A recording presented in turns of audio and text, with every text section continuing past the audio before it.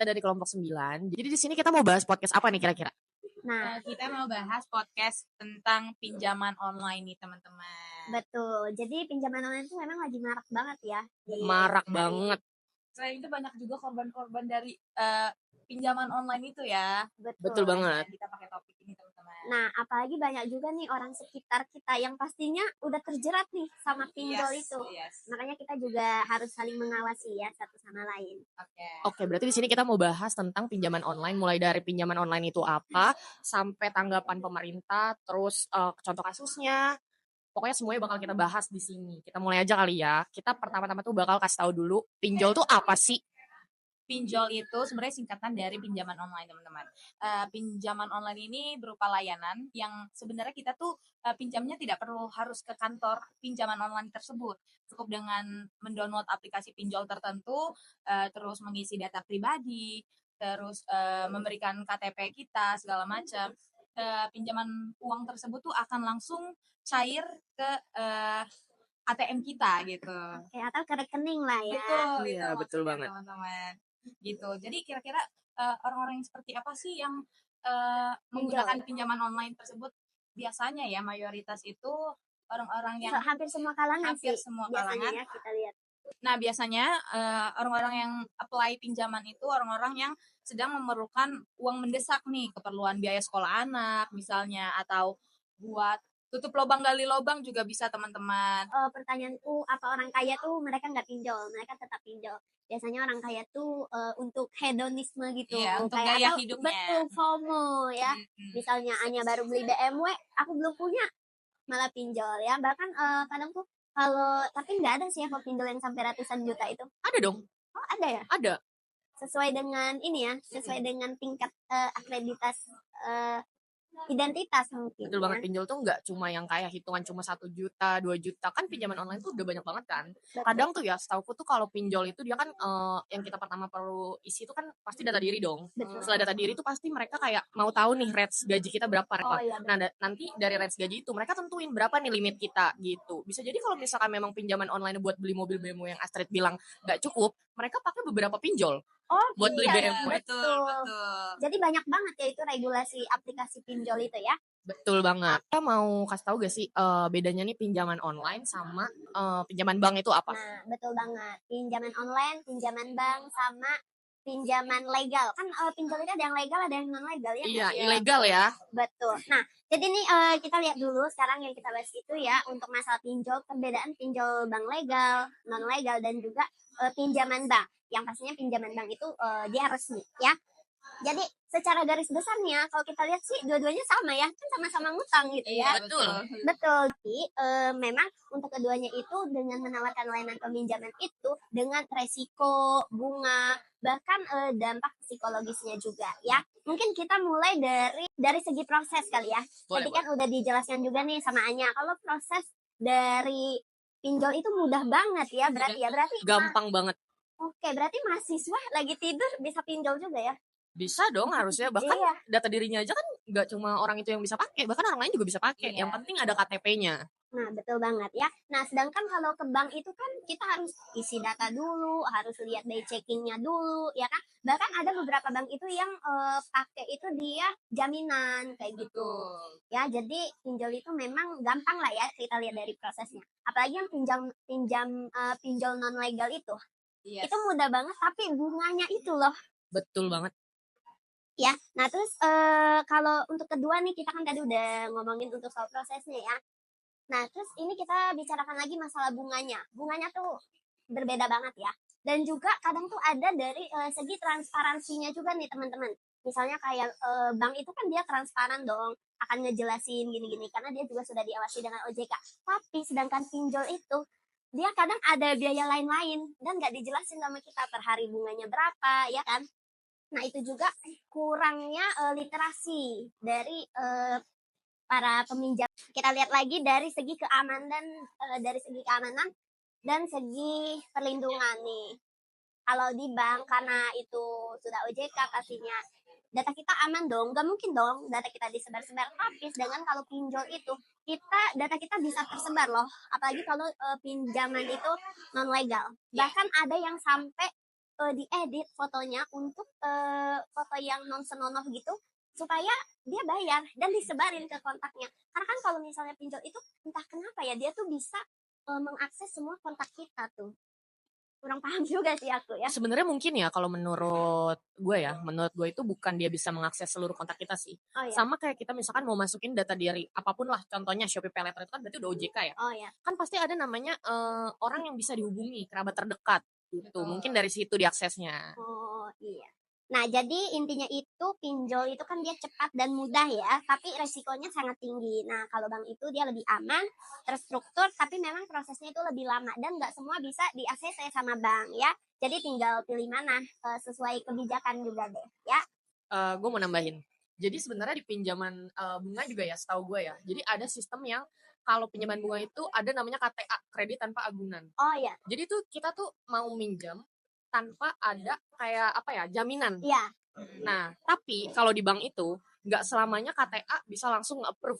Oh. Jadi pasti dia lihat dulu nih. Dia sama kayak yang tadi lu bilang. Dia pasti cek BI checking. Iya. Nggak kayak yang pinjol. Pinjol tuh nggak selalu yang kayak selalu ngecek nih orang udah minjem di mana aja sih. Sedangkan kalau bank itu lebih yang teliti gitu loh. Makanya dia nggak Iya. sembarangan minjemin ke orang. Gitu. Betul ya. Lanjut lagi kali ya. Oke, Kita- ini ada poin kita nih kenapa nih ya orang-orang tuh pada pakai pinjol. Kenapa tuh kira-kira? Oke, ini di sini kita bantu jelasin dulu ya. Pertama itu ya karena ekonomi juga sih ya. Kenapa Pasti orang sih, pada pasti. pakai pinjol ya. Jadi yang pertama itu dia prosesnya cepat. Terus banyak orang-orang itu nggak semudah minjam pinjol itu dia mudah, tapi kalau ke bank itu susah. Makanya itu orang-orang lebih Iya. milih pakai pinjol karena Banyak prosedurnya betul ya. instan juga kan. Lebih Tinggal- cepat ya. Iya, dibanding harus datang ke kantor dulu ke bank, ya mendingan kalau aku pribadi ya, Buang ya waktu. mending aku download Ya udah, aplikasi. betul kan. Gak harus datang repot-repot ke bank. Terus Iya, nunggu proses di approve-nya ya kan. Bisa jadi juga kalau minjem di bank kan belum tentu langsung di approve, bener gak? Sedangkan kalau Bener. pinjol itu mungkin ya persentase di approve-nya itu bisa sampai 90%-an loh di approve-nya. Betul.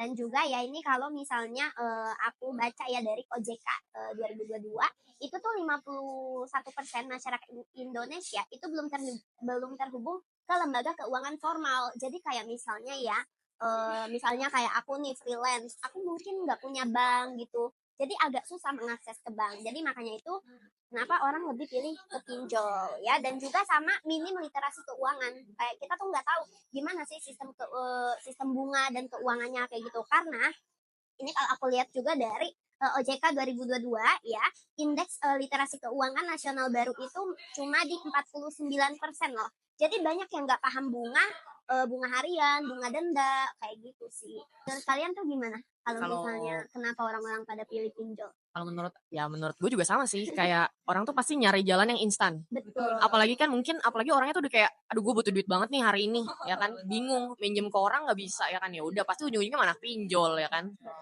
Kalau menurut gue gitu sih, kenapa orang lebih banyak sekarang minjem pinjol, karena pinjol itu istilahnya mempermudah jalan lu buat mendapatkan uang secara instan. Betul. Jadi mereka nggak usah mikir kayak tabungannya gede, terus ada biaya ini, ada denda ini gitu kan.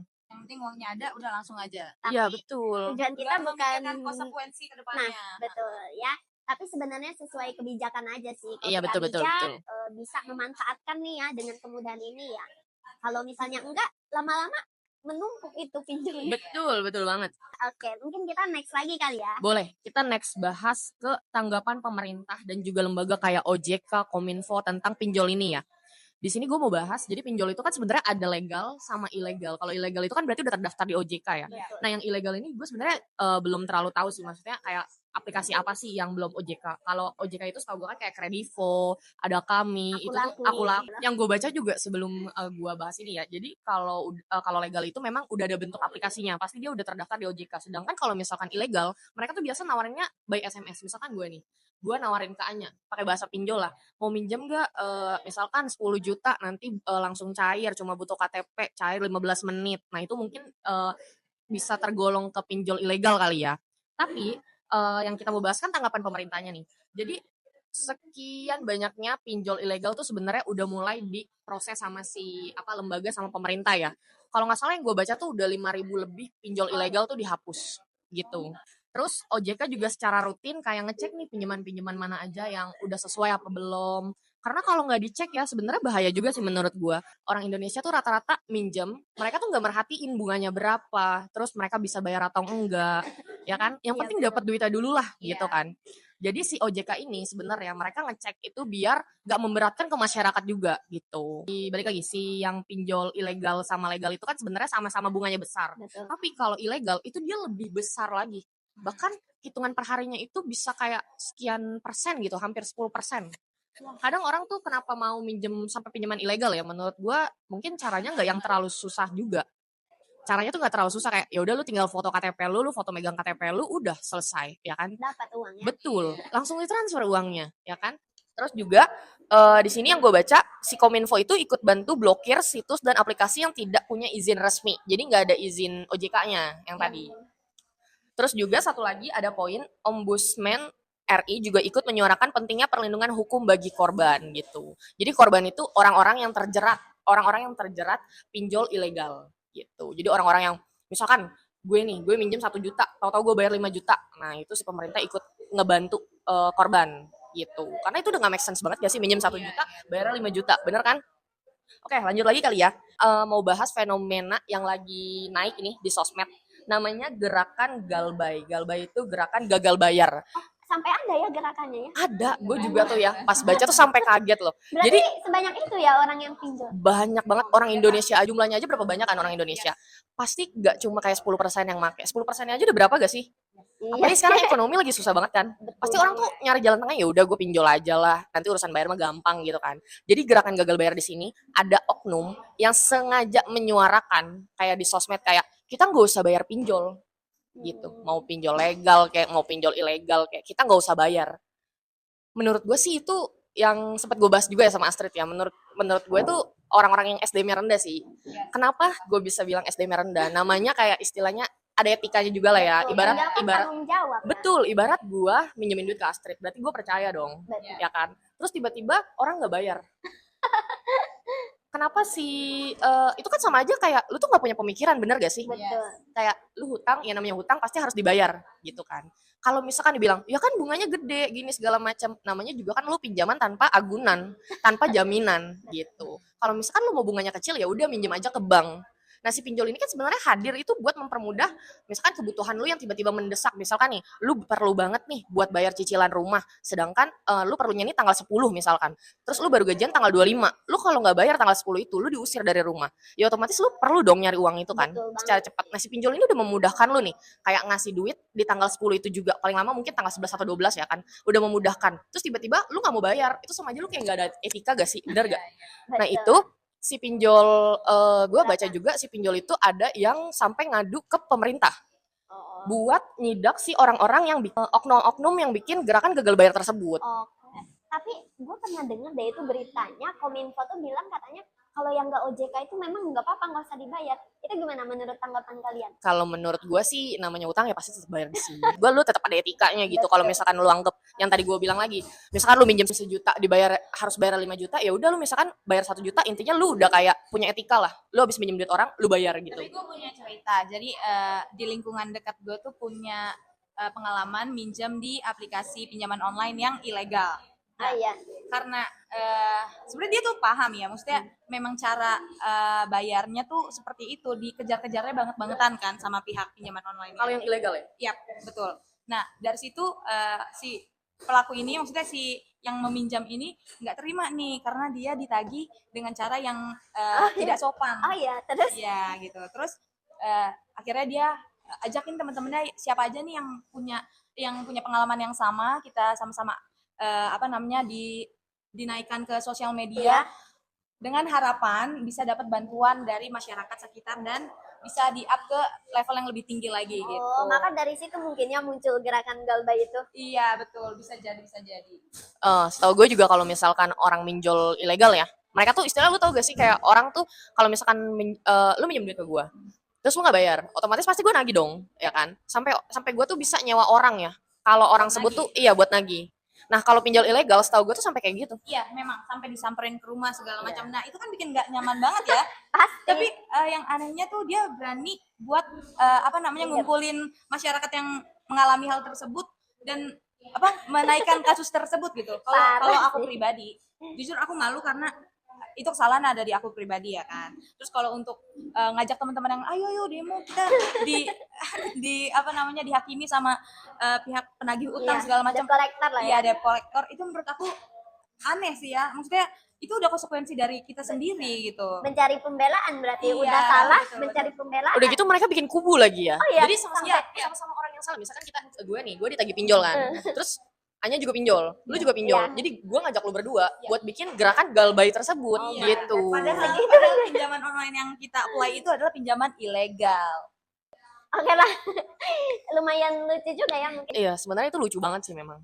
Kayak lu udah minjem, terus lu nggak mau bayar gitu. Sebenarnya gampang aja sih kalau dia nggak pengen punya pengalaman yang buruk soal orang didatengin debt collector, dia cukup ya udah minjem di aplikasi pinjaman online yang sudah OJK, ya nggak sih? Tapi tetap harus dibayar juga. Iya memang. Tapi Iya. maksudnya dia kan nggak terimanya karena proses nagihnya tuh yang nggak sopan lah. Sebenarnya mungkin gini ya, gue potong. Jadi proses nagih yang nggak sopan itu menurut gue karena lu nggak bayar tepat waktu. Iya. Tapi maksudnya kalau misalnya dia pinjam di pinjaman online yang OJK, mereka kan ada prosedur cara nagihnya seperti apa ke peminjam gitu kan. Sedangkan kalau yang ilegal dia sampai ngata-ngatain gitu. Pasti. Kotor lah kayak gitu. Oke lah. Namanya juga ilegal kan? Betul. Oke. Berarti lucu juga ya. Lucu Oke, ya. kita next ke pembahasan berikutnya. Oke, boleh. Sampai malam nih. nggak cukup kayaknya ya, nggak cukup waktunya kalau kita bahas terus karena saking Betul. banyaknya nggak cuma maksudnya di lingkungan Banyak jauh, sekali. lingkungan terdekat kita juga ya. Oke, lanjut lagi. Ini kita bakal ngasih tahu apa yang menyebabkan lonjakan kasus pinjol. Jadi menurut kalian tuh lonjakan kasus pinjol tuh bisa terjadi karena apa sih? Oke, jadi pasti ada faktor-faktornya ya, Ci ya. Yap. Ada faktor-faktornya. Jadi untuk maraknya pinjol ilegal ini ya, yang tadi udah Cici bilang ya, itu sebenarnya udah ditutup tuh, banyak pinjol-pinjol yang udah ditutup.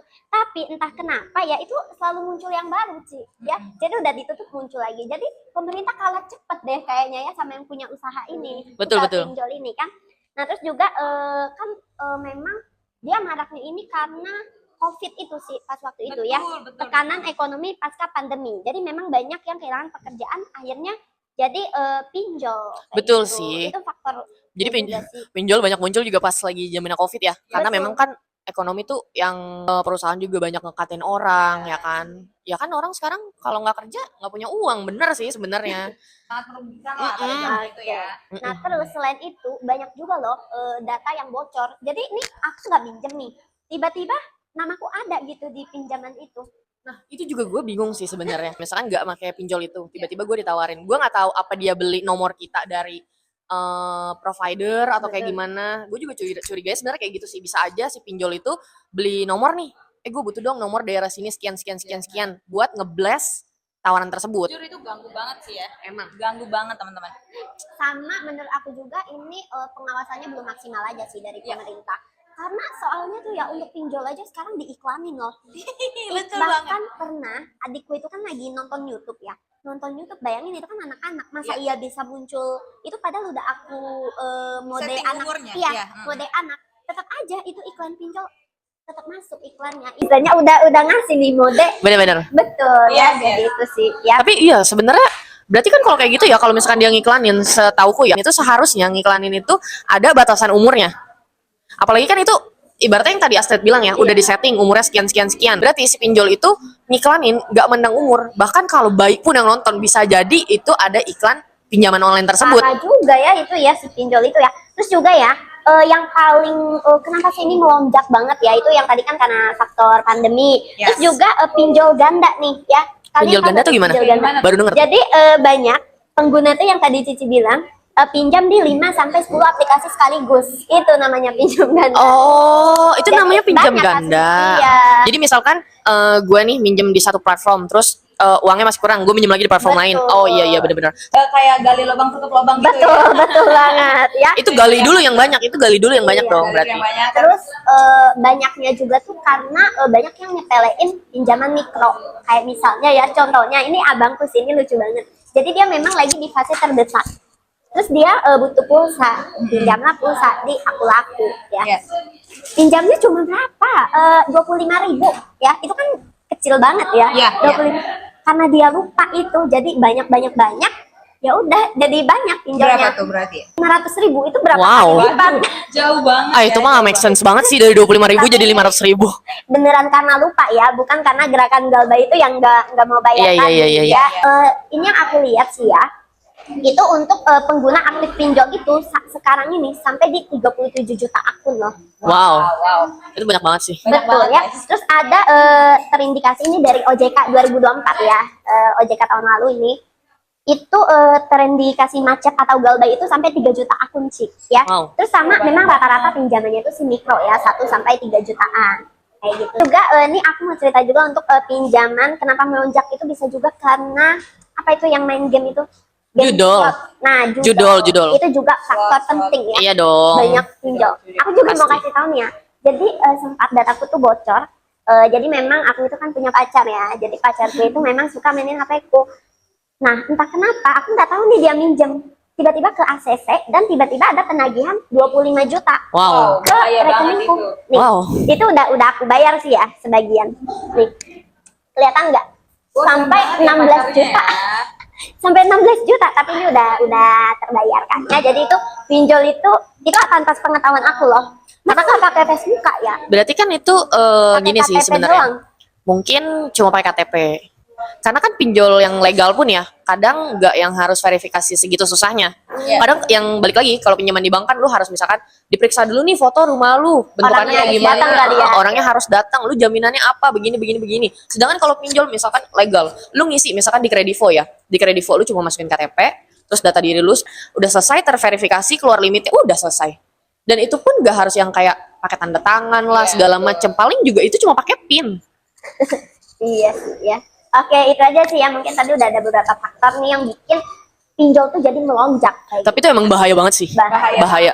Oke, kita lanjut lagi sebelum ke terakhir nih. Gimana peran regulasi pemerintah buat kasus pinjol ini?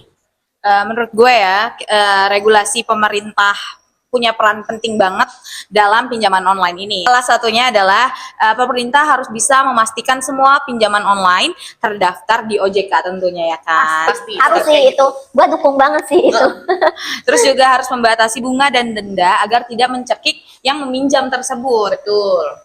Selain itu, menyediakan jalur aduan yang efektif itu sangat bermanfaat ya, karena kita nggak tahu apa aja pengalaman buruk yang mereka alami, sehingga dengan adanya platform yang menyediakan jalur aduan ini bisa membantu teman-teman semuanya. Yang terakhir ada meningkatkan literasi keuangan lewat kampanye nasional. Nah itu ya teman-teman ya. Berarti itu peran regulasi pemerintah ya? Ya, betul. Nah, satu hal yang bisa dilakukan juga adalah mempercepat integrasi pinjol ke sistem layanan informasi keuangan atau SLIK, teman-teman. Oke. Gue tambahin sih. Ya. Menurut gue pinjol yang OJK pun menurut gue udah lumayan cukup bagus ya. Karena dia udah kayak hampir 11-12 sama pinjaman bank lah. Jadi gue punya temen yang dengan sengaja tuh dia pakai pinjaman online yang legal. Oh iya. Yang kayak tadi lu bilang apa namanya? Ngambil banyak itu double apa? Double. Oh, ganda. Ya, pinjaman ganda. Pinjaman ganda. Gaji lubang, Heeh. gali lubang tutup lubang. Iya, jadi dia minjem di beberapa platform. Itu kalau ditotalin misalkan sampai 100 juta lah. Oh iya. Dia dengan sengaja karena dia udah tahu nih, hasilnya cuma kayak BI checking lu jelek, ya kan? Lu nanti mau kredit rumah nggak bisa, lu mau ngambil motor nggak bisa, kredit motor, kredit apapun lah, itu pasti kan ada BI checking kan. Iya. Dia nggak peduli. Karena Biarin ya. mungkin itu SDM rendah juga kali ya. Pemikiran orang-orang yang SDM rendah yang nggak punya mungkin masa depannya gue pengen nanti beli rumah lo gini Padahal itu segala membantu macam. banget ya, Iya. membantu banget. Betul. Tapi bener loh, memang karena pemikiran itu, aku nggak tahu ya cowokku itu bercanda atau enggak, sampai dia bilang cita-citanya mau punya anak banyak terus didaftarin ke pinjol. Astaga Tapi naga. itu kayaknya contohnya bercanda ya, bercanda. iya, Iya, karena aku marahin kan, kenapa pinjol ini Iya, karena mereka kan cuma bercandain lah. karena mereka mungkin nggak tahu ya akibatnya kayak ya udahlah Cuma gue BI minjem checking. cuma BI checking doang ya kan. Itu kan gak ada harta lu yang diambil juga. Sedangkan kalau di bank ini dia tuh kayak misalkan lu kasih sertifikat rumah, lu nggak bayar ya rumah lu diambil gitu. Sedangkan kalau pinjol kan belum yang sampai ke tahap itu. Cuma BI checking lu nanti jelek gitu. Bahkan setauku ya BI checking itu pun ada pemutihan data lagi. Oh, iya. Misalkan BI checking itu kalau misalkan minjem nggak dibayar itu misalkan data lu gelap nih selama 8 tahun. Nanti di 8 tahun setelah itu udah pemutihan lagi, lu bisa pinjam lagi. Setauku. Itu yang aku dengar juga kayak gitu. Gitu sih. Oke lah ya. Oke. Jadi banyak banget nih ya kita jadi Betul. cerita-cerita. Iya. Iya. Oke. Semoga bermanfaat teman-teman ya. Oke, jadi kesimpulannya apa nih?